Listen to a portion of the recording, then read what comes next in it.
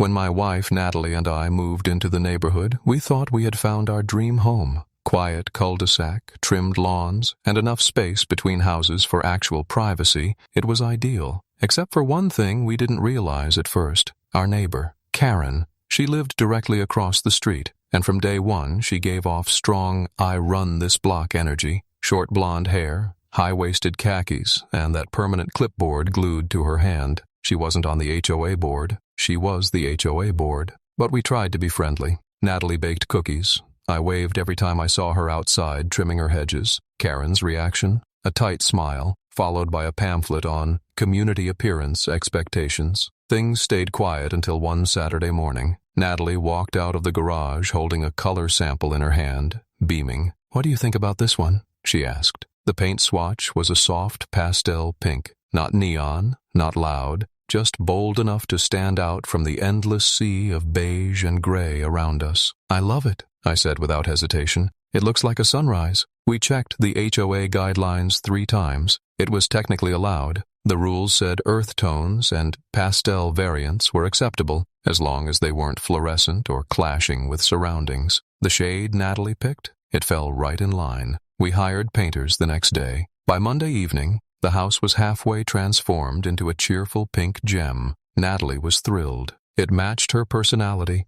Soft, warm, and full of life. That's when Karen saw it. She came marching across the street as if someone had lit her driveway on fire. Clipboard in hand, sunglasses on, that kind of furious energy you can smell from 10 feet away. "You can't do this," she snapped. I calmly put down the hose I was using to clean off paint droplets from the porch. "Do what exactly?" This circus color. It's against community values." I handed her the guideline printout I'd already highlighted. "It's pastel, and it's legal," I said with a smile. Karen snatched the paper like it had personally offended her. She scanned the page, then scoffed. "I'll be filing a formal complaint with the HOA. Trust me, this won't last long." She stormed off. Natalie came out, holding a cup of lemonade. "Everything okay?" "She hates it," I said, "which probably means we did something right." That night, Karen sent an email blast to the neighborhood titled, "Emergency. Home appearance violation threatens property values." She claimed our house color would invite chaos, confuse emergency responders, and set a dangerous precedent. I kid you not, she attached a photoshopped image of the entire block painted in different neon colors, claiming this is what would happen if we let this slide. The next morning, a folded paper appeared on our doorstep. Notice of formal hearing. HOA Color Compliance Panel. Natalie looked worried. "Do you think they'll make us repaint?" I smiled. "Not if they follow their own rules." What Karen didn't know, and what she was about to learn the hard way, was that I wasn't just another quiet homeowner. I was a land use attorney. My job? Zoning laws, property disputes, and yes, HOA policy loopholes. If Karen wanted a fight, she was going to get it, just not the kind she expected. By the time the HOA compliance hearing was scheduled, Karen had already paraded through the neighborhood, turning neighbors against us, one passive-aggressive conversation at a time. "She's out here fear-mongering," Natalie said, scrolling through the neighborhood Facebook group. "Look at this." She posted a poll. "Should clown colors be banned in our community?" Clown colors. I chuckled, but I knew this wasn't just neighborhood drama anymore. The Karen had declared war. At the HOA hearing, the room was packed. Karen sat in the front row, her usual clipboard now upgraded with color swatches, angry emails, and, I kid you not, a printed photo of our house with the words, "A threat to our peace," written across it in red marker. The HOA board, made up of 5 residents, 2 of whom I'd never even seen before, looked visibly uncomfortable. They weren't expecting a circus, but Karen, of course, had demanded a vote to force us to repaint our home. I stood, wearing a calm smile and holding a folder labeled Community Guidelines, annotated. "Ladies and gentlemen," I began, "according to your own HOA handbook under Section 3B, Subclause 5, pastel colors that do not exceed 65% saturation and fall within the earth tone spectrum are explicitly permitted." I handed each board member a side-by-side comparison. As you can see, our chosen pink, sunset pearl, sits well below that threshold. Karen jumped to her feet. "It doesn't look like it's within the threshold. That's the problem." The board president, a man named Doug, who looked like he wanted to be anywhere but there, replied, "Karen, we go by written guidelines, not personal opinions." I wasn't done yet. "Furthermore," I continued, "this HOA voted last year to allow blue houses, even bold navy, because a previous board member wanted more coastal vibes. That decision set a precedent for expanded interpretation." I paused for effect. "If you penalize our color choice now, that precedent is violated and opens the HOA to a potential discrimination suit." You could hear a pin drop. Karen turned pale. One of the board members whispered something to Doug.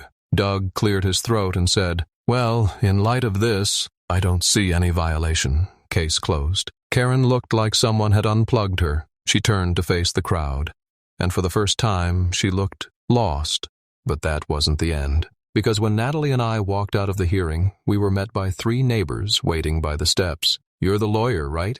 one asked. "We've been meaning to talk to someone about Karen." Turns out, we weren't the only targets. Over the past few years, Karen had fined a man for having too many tomato plants, forced a single mom to take down her daughter's swing set because it was not community standard, reported a family for unauthorized chalk drawings on their own driveway. She'd created a long trail of resentment, and now, after losing her public pink house battle, the dam had cracked. Within 2 weeks, I organized a neighborhood review committee, entirely within HOA bylaws, allowing residents to vote on and challenge existing rules. We only needed 25 signatures to activate it. We got 42 in 3 days. Karen tried to stop it, of course. "This is my HOA," she hissed during one of her late-night porch rants. "You people don't understand what I've done for this community." But people had stopped listening. The same families she once fined were now standing up with us. Natalie baked cookies again,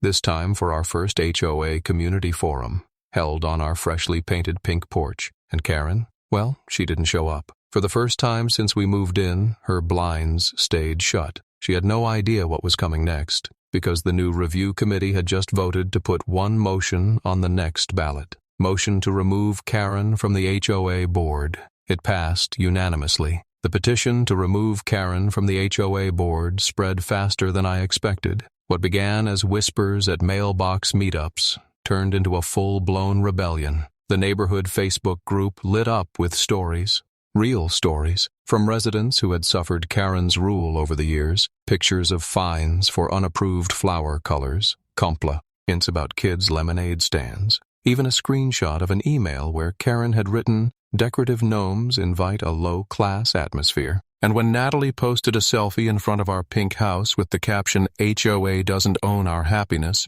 it went mildly viral, for a neighborhood anyway. The motion to remove Karen went up for a community-wide vote at the next HOA meeting. Karen, desperate, showed up 30 minutes early with a printed speech titled, "Preserving Our Community Values." She wore a power suit. We wore pastel pink. About 35 residents gathered, the biggest turnout in HOA history. Karen stood and read her speech, eyes twitching behind oversized glasses. She called us agitators and claimed we were destroying decades of harmony. Then she opened the floor for rebuttals. Big mistake. One by one, neighbors stood and told their stories. The single mom spoke first, the one Karen had fined for her daughter's swing set. "You told my kid her play area made the neighborhood look like a slum. I cried for 2 nights. I almost moved." Then came a soft-spoken man named George. "Karen made me repaint my mailbox 4 times because she didn't like the tone of the black."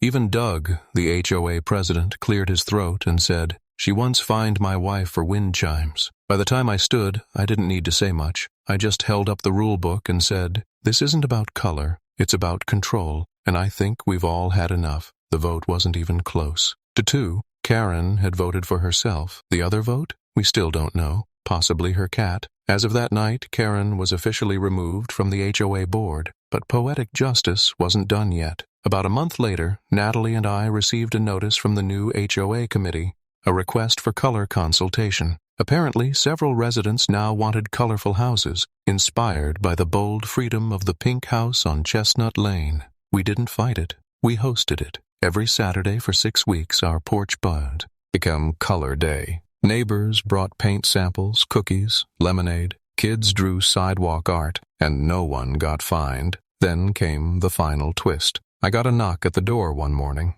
It was Doug. "You might want to come see this," he said, holding back a smile. He led me 3 blocks down, where Karen's house sat, cold, beige, and rigid like always. But now, a for sale sign stood in the yard, and just below it, taped to the post, a handwritten note. Pending offer. Buyer requests permission to paint exterior blush pink. I burst out laughing. Doug grinned. We already approved it. Karen moved out 2 weeks later, quietly, no goodbye, no clipboard. As for us, Natalie planted pink roses out front. We added a garden gnome just for fun. The pink house that almost tore the HOA apart became a symbol of what happens when you push back, with facts, community, and just the right amount of sass. And to this day, every new neighbor hears the story of Karen, but now it ends with a smile and a fresh coat of freedom pink.